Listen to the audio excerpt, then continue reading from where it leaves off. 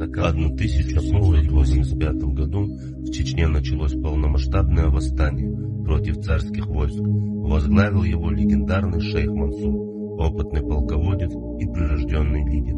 На подавление мятежа летом того года был брошен русский отряд полковника Пьери, адъютантом у которого и служил молодой унтер-офицер Багратион. Ему едва исполнилось всего 20 лет. В июне 1785 года Петр Иванович попал в жесткий бой у реки Сунжи в районе поселка Алды, родины шейха Мансура. Отряд полковника Пьери был разбит, сам офицер убит. В тяжелой схватке Багратион бился достойно, но был ранен и попал в плен к чеченцам.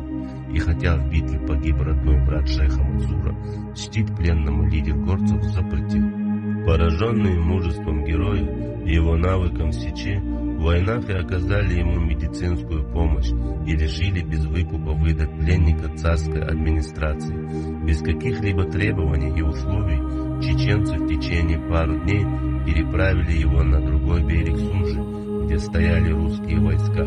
Здесь его передали на носилках казакам. В составе делегации был сам шейх Мансур. «Я за настоящих мужчин выкуп не беру», — сказал предводитель горцев, и вместе со своими товарищами ушел восвояси.